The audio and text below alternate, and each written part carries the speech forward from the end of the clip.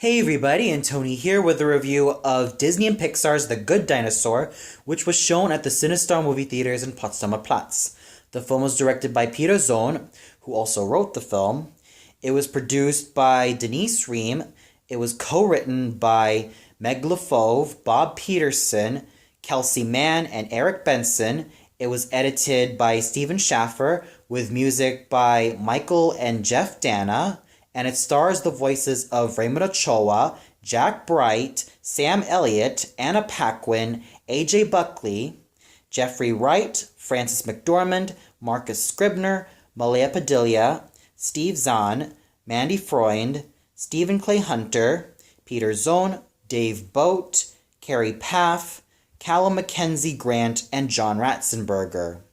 Now, it's no surprise that dinosaurs have fascinated us, not only in terms of science and even learning this in school, but they've also been part of popular culture and have been featured a lot in media, whether it's animation like The Land Before Time and its countless sequels, live action like Jurassic Park, and many films involved with Ray Harryhausen, and of course, the very infamous Barney the Dinosaur, which is very much known to be one of the worst preschool programs of all time. But it's very easy to say that dinosaurs have been playing such a huge part in our lives, and we're totally fascinated by these magnificent creatures and how they lived, how they survived, and just how fascinating they are in general. And we're also quite fascinated with how life is like in the Stone Age as well, with the likes of Flintstones and even most recently, the Croods. So when you have concepts like this that have, well, pretty much charmed and entertained a lot of generations, you pretty much know that this is definitely a great recipe for great entertainment and also for a lot of creative stories. And that's where The Good Dinosaur came into the mix. Interestingly enough, this was also the second film that was released this year that was made by Disney and Pixar, the first one being Inside Out. Now, as I can tell, Inside Out had a lot of buzz going along, saying that it was definitely one of the best films of all time, and even, well, pretty much one of the best animated films alongside the Peanuts movie. So, how does The Good Dinosaur hold up against its sibling Inside Out, or many other of its rivals? Does it hold up pretty well? Does it hold up exceedingly well? Or does it falter from the competition? Let's find out. Now, story-wise, this definitely has a lot going for it in terms of how well-crafted the story can be, but the downside is that at times the story may not always feel like anything that's groundbreaking or new, but what saves it is that it has a lot of heart and soul. So basically it starts off like this. We have a brontosaurus couple by the name of Henry and Ida, who give birth to triplets, namely Libby, Buck, and the smallest one, Arlo. Now, you could really see that these traits by these characters or these children are very much well exhibited, with Libby being the brains and being very capable, Buck being the brawn, and of course Arlo, well, being the shortest of them all. So one day, when Arlo is on a trek with his father to find new land in terms of an oncoming storm, tragedy happens, and Henry is killed in the ensuing tidal wave. So basically, Arlo has to try to take over this role as well as even the provider, and they have to pretty much live without their father in their lives. And then one day, as he's guarding the corn for the oncoming winter, he meets a young feral boy who acts like a dog by the name of, or christened as, Spot. So along the way, despite some misunderstandings, Arlo and Spot are on a journey to find their way home. Now, like I said, the story of facing your own fears, trying to grow up from all of these circumstances, and basically making it a coming of age story is nothing anything that's groundbreaking or something that's new, but since it's Pixar, you can always expect that there will be a lot of heart and soul and care given to every moment in the story. And that's what I definitely got. There were moments which were intense, which were very well done in terms of character development here and there, and it was just still a fascinating story, even though we've seen some of these stories or some of these plot points done before.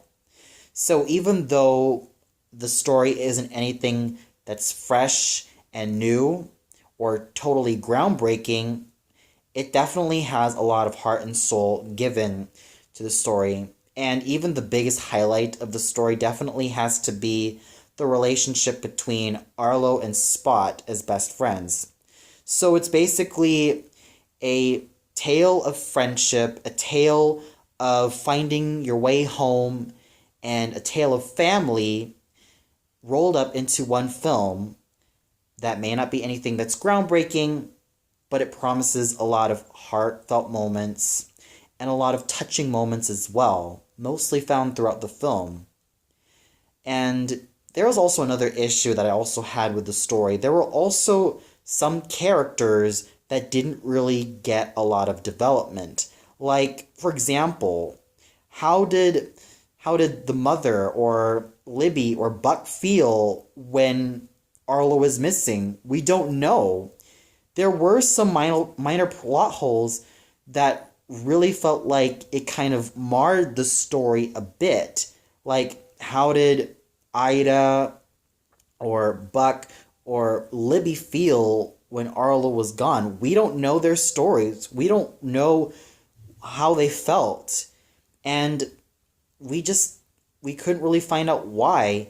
And there's this whole thing about this whole rustlers. How did it start? We don't really know that.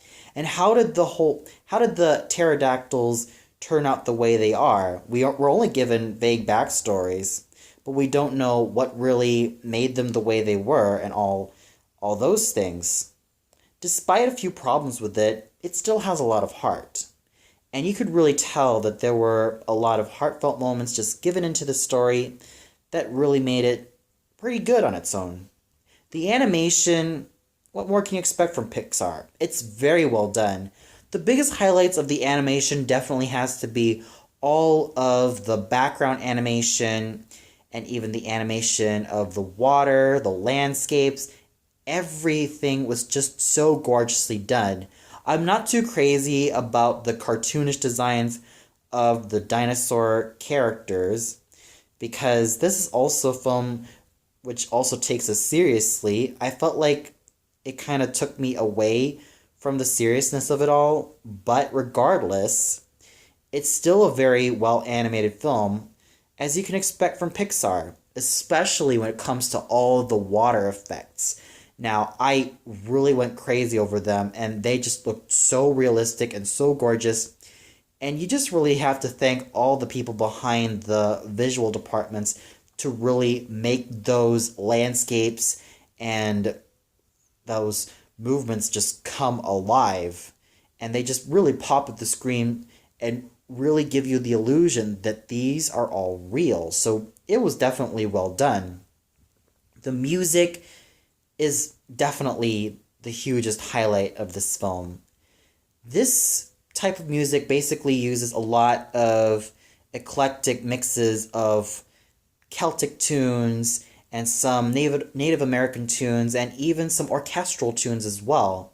It's an eclectic mixture that really brings the film in a sort of a very, very gorgeous and very lively motion.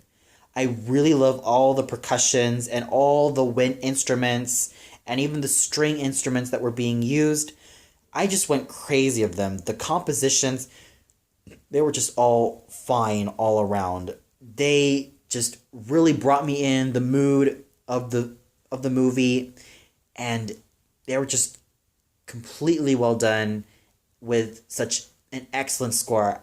If the official soundtrack is released, then you can bet my bottom dollar that I could even listen to this on YouTube or on Spotify, or probably maybe one day even purchase the soundtrack. That'd be pretty cool. Besides, what more can I say about the soundtrack of this film? It's definitely worth listening to every single time. The characters are actually very fascinating, though I do wish that there were some characters that could have had a little bit more development. But I really felt like the characters who had a lot of development were mainly Arlo and Spot, the titular heroes. Let's start off with Arlo. Now, Arlo, while his character isn't anything that's new or groundbreaking, he's still very likable. Arlo is your very typical underdog. He's the smallest one of his family.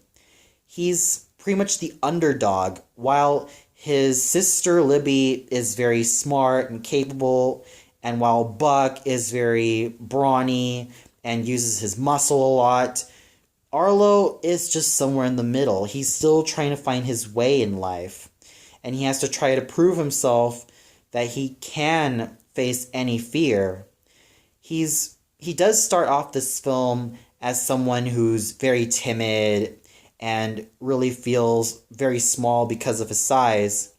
But throughout the film, especially when he meets Spot, not only do they develop a very close friendship, but he also finds the courage to really stand up for himself and use whatever he has or whatever skills he has to better himself as a character. So Arlo definitely is a very, very likable protagonist. He has a very fun personality, and when you see him really, really, really nutting up and really heading to the storm, you really know for a fact that, of course, while he's hesitant at first, he definitely puts it all in his guts, not only just for himself, but also for the love of his own family and for the people he cares about. He really is a very great character, and it's actually great seeing him like go on his journey from beginning to end.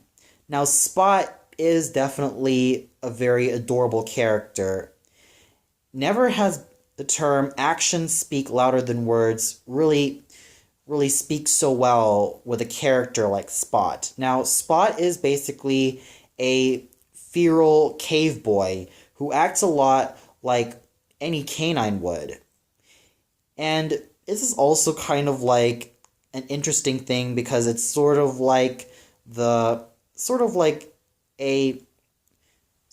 switch version of like the Flintstones. Like you have the dinosaurs who talk, and then you have the humans or the cavemen who pretty much act like dogs. So it's sort of like sometimes it does feel like Flintstones in a reverse mode. So it's quite interesting. So with Spot, he's definitely very lovable as a character. He's a very, very lovable kid character alongside Arlo.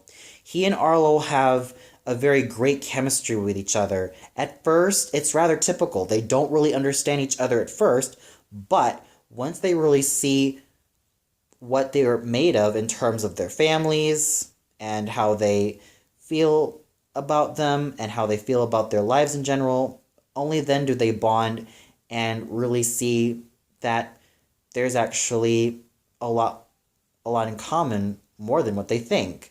And they become really strong friends. And with Spot, we also do understand of how he felt in terms of his family. And it's rather sad of what happened to his biological mom and dad. I won't spoil what happens to him as it's going to give away everything, but what happens to him is just very heartwarming in the climax and especially in the end. It's very heartwarming and it will tug at your heartstrings. that would be definitely for sure. Still, Spot is a very lovable character. He is your typical rambunctious and athletic young hero, young kid who kind of likes to have a lot of fun and is very fun loving as well. And he definitely means well as a character. And then you have the likes of the T-Rex family. Let's start off with the father, who is, let's see right here. Butch. Now, Butch is also a very interesting character. Now, he is pretty much your typical rough, mysterious old fellow who has dealt with a lot of crap from the past, but also has been very well known to be a very tough fighter, especially when it comes to his tale of how he faced a crocodile, and especially what happened with his own face, which is also why he has those huge-ass scars. He is your typical tough guy, like large and in charge, but very mysterious sounding, T-Rex. But he's definitely a very interesting and very fun character, especially with his kids, who are Butch and Ramsey. Now, Butch is pretty much your typical large and in charge jock character, while Ramsey, though she can be a jock character herself in the form of a T-Rex, she's a little bit more sassy and a little bit more level-headed. Both of them are very fun characters to watch on screen, and seeing them bond with Arlo and Spot is just very memorable, in a very memorable scene in which there is a sort of cattle wrangling against the velociraptors. Now, I definitely enjoyed that scene. It was pretty much the movie's most memorable scene by far. And then we have the Brontosaurus family, starting off with Papa Henry, who is, he's a very good character on his own, especially considering that he's pretty much your typical father who is quite stern but very caring, though what happens to him, especially when he is hit by a flood, is very much sad, as he really was a great character, and personally speaking, I was kind of sad that he ended up kicking the bucket. But still, he was a very great character, and he was an equally great father to all of his children. And then you have Mama Ida. She's a very caring and very kind mom that we see in a lot of media. But, like I said before, I probably would have loved to see a lot more development from her. Like, for example, I probably would have loved to see a scene of how she's feeling or how she's reacting of Arlo being gone, and how she's worrying about him. Do we get to see that? No, not really. We only see her from a few moments of the movie, and then the rest of it is just dedicated to Arlo and Spot. Well, no problem there, but I would have loved to see a lot more development from her, especially when it came to the two siblings, Libby and Buck. Now, let's start off with Libby. Libby is very well known for being a very capable and very much wise Brontosaurus girl who has a lot of capabilities in terms of tilling the land and even doing a lot of the seed work. That's pretty much it for her character. Buck is your typical, brawny, muscle dude fellow who uses a lot of muscle instead of, more brain, and is usually in charge of a lot of the heavier tasks, like biting down trees and even carrying a lot of the heavy stuff. In terms of the siblings, there's not a lot of development given to them, which I probably would have loved to see a lot more, but still, they're very good characters on their own. Especially with the likes of the antagonists, mainly Thunderclap and his gang, who are a gang of pterodactyls who are totally insane and live by a certain code stating that the storm will grant them everything. Well, even though they're pretty much the main antagonists by default, I probably would have loved to see a lot more scenes with them in which they're a constant burden to Arlo's and Spot's journeys to find their homes. They're just there only for just for one moment and then they appear somewhere in the climax. That's just it. I probably would have loved to see these antagonists have a lot more development and probably have a lot more of an edge to really give to Arlo and Spot. I probably would have loved to see them be a lot more of an obstacle because they're pretty much the film's main antagonists by default. The assisting antagonists, mainly the Velociraptors, namely, let's see right here, Bubba, Lurleen, Grant, and Earl, they're pretty much the secondary antagonists, but even though their appearance on screen is just a lot of fun, it's nothing too memorable. And I also would have loved to see a lot more development with Forrest Woodbush, who is a Styracosaurus, who is very great in terms of camouflaging himself in trees. But he isn't really given a huge amount of development, which is a huge shame because he's a very great character of his own. So overall, of course there's a lot of development with Arlo and Spot since they're the titular heroes. And even though all the characters in this film are great, I probably would have loved to see a hell lot more of character development. Sure, some of it can be quite subtle, but other times I kind of wonder, I probably would have loved to see a lot more. But despite those few hiccups in terms of the character development, I have to say that the voice acting is excellent. Raymond Ochoa does a very fabulous job with really giving a lot of Arlo's emotions and how Arlo is as a kid character, making him all the more lovable and making him all the more charming as a character.